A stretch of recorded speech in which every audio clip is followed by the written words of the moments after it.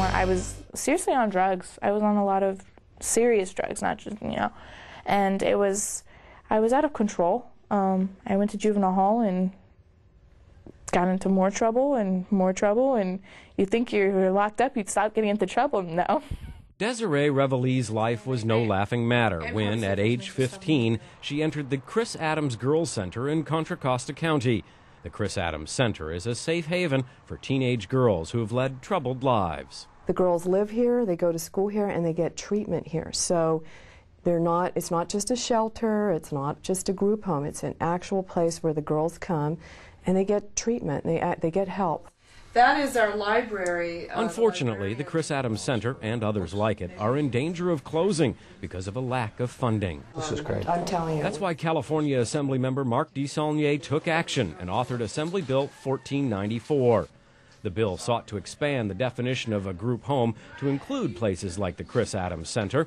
It would have made the center and others like it eligible for federal foster care funds, easing the burden on cash-strapped local agencies. Now, we can take them as a society and just warehouse and give up on them, or we can provide them with these kind of facilities, which in the long run, if you just take from a fiscal model, will save the state of California hundreds of thousands of dollars. These kids, if we successfully get them educated, get them a high school degree, get them emotionally stabilized, will go out and be successful members of society. Although the bill was vetoed by the governor, Assemnlymember DeSaulnier is not giving up. He's now looking for other ways to help places like the Chris Adams Center, where girls not only get an education, but also receive therapeutic support. It helps realizing that there's a place you can go to where there's something that you can take care of that responds to you.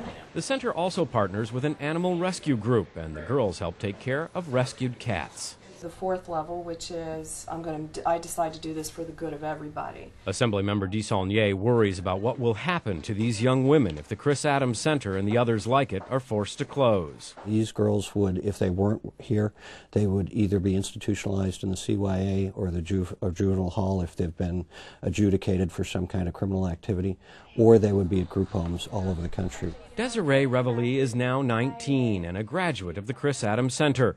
She's also a college student with a 3.7 GPA.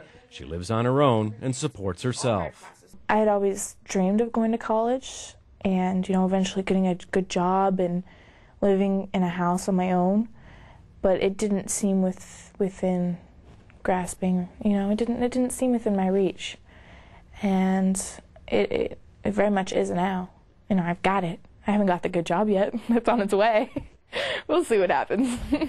This report was produced by the Speaker's Office of Member Services.